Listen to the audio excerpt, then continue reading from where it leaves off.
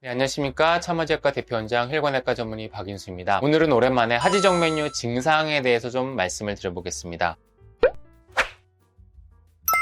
사실 하지정맥류 증상에 대해서는 저희 병원 영상 말고도 유튜브나 인터넷에서 많이 찾아볼 수가 있는데요. 말씀을 드린 적이 오래된 것 같아서 다시 한번 좀 말씀을 드려보고자 준비를 했습니다. 이런 것도 하지정맥류 증상인가요? 하지정맥류랑 연관이 좀 많은 증상들을 간단하게 말씀을 드려보겠습니다. 첫 번째, 밤에 자다가 기지개 펼 때 새벽에 다리에 쥐가 잘 난다. 쥐가 나는 거는 종아리에 날 수도 있고 발가락에 날 수도 있고 발바닥에도 특히 무릎 아래쪽으로 어디든 날 수가 있습니다. 두 번째, 종아리에 피가 안 통하는 것처럼 쩌리쩌리 저린 느낌, 혈액순환이 안 되는 것 같은 저리저리한 느낌이 난다. 세 번째, 종아리 뒤에, 무릎 뒤에 보통 오금이라고 하죠. 오금 부위, 종아리 장단지 뒷부분이 땡기듯이 아프다라는 증상도 많이 있습니다. 네 번째, 다리가 무겁다. 계단 오르고 내려갈 때 너무 힘들다 라는 얘기도 많이 있고요. 다섯 번째, 오후가 되면, 특히 저녁이 되면 다리가 잘 붓는다 라는 증상이 있습니다. 그래서 정리하면 쥐나고 저리고 땡기고 무겁고 붓고 그런 증상들이 하지정맥류 때 보통 많이들 공통적으로 얘기를 하시는 거고요. 물론 이런 증상들이 다 있지는 않습니다. 이런 증상들 중에서 일부만 있는 분들도 있고요. 모든 증상을 다 느끼는 분들도 있는데요. 심지어 아주 심하게 울퉁불퉁한 분들도 이런 증상을 또 전혀 못 느끼는 분들도 있습니다. 증상을 느낀다고 하는 것은 결국은 뭔가 혈액순환에 문제가 생기거나 말초신경이나 말초 조직에 뭔가 혈액순환 불균형으로 인해서 부정적인 영향을 줌으로 인해서 증상이 느낄 텐데, 혈관의 상태가 좋거나 예를 들어서 정맥류는 있어서 정맥순환이 잘 안 되긴 하지만 나머지 주변에 보상을 해주는 정상적인 정맥들이 기능이 워낙 좋아서 전체적인 혈액순환은 잘 된다거나, 또는 혈액순환이 잘 될 수 있게 내가 꾸준하게 운동을 한다거나 관리를 잘해서 혈액순환으로 인해서 생기는 증상을 조금 예방을 잘 하고 계시다고 하면 정맥류가 심하다고 하더라도 증상 자체는 없을 수가 있습니다. 그러다 보니까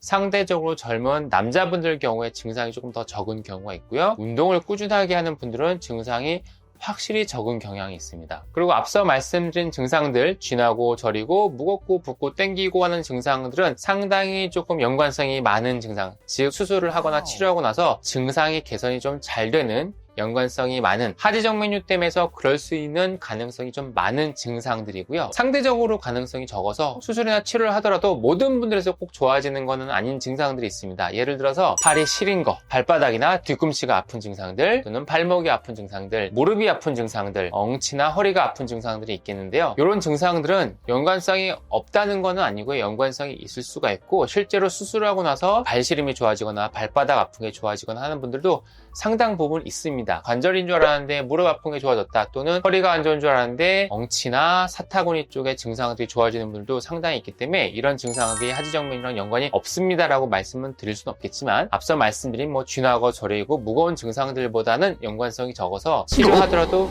이런 증상으로는 치료하고 경과를 봐야 됩니다, 다 좋아지는 거는 아닙니다 라고 제가 보통 설명을 드리는 증상이 있겠습니다. 가끔 허리가 원인인 줄 알고 디스크나 협착증 때문에 다리가 아프거나 발바닥이 아프거나 족저근막염인 줄 알았거나, 디스크가 있어서 다리가 시리거나 협착증이 있어서 다리가 무거운 줄 알았는데 여러 가지 허리를 치료를 받고 주사 치료도 받고 물리 치료도 받고 도수 치료나 충격파 같은 여러 가지 다양한 통증 치료를 여러 차례 받아봤는데도 증상의 호전이 전혀 없었다가 저희 병원에 내원하셔서 진단을 받고 치료를 하고 증상이 좋아지는 분들이 계시는데요. 그런 경우에는 이제 앞서 말씀드린 증상들이 다른 근육인대 관절 신경이 아니라 정말 정맥류 때문에 있었던 증상이 맞겠죠. 그래서 그런 분들은 수술하고 나면 상당히 드라마틱하게 좋아지기 때문에 몇 달 동안 계속 고생을 했다가 하루 이틀 만에 확 좋아지니까 정말 만족하고 마치 제가 명의인 것처럼 아주 감사를 표하시는 환자분들이 많이 있습니다. 그런데 안타깝게도 시림이나 발바닥 통증이나 허리나 관절의 통증들은 일반적으로는 정맥류 증상보다는 다른 근육인대 관절 신경의 원인이 조금 더 가능성이 저는 많다고 생각을 하기 때문에, 그런 증상들이 메인이신 분들은 조금 정형외과나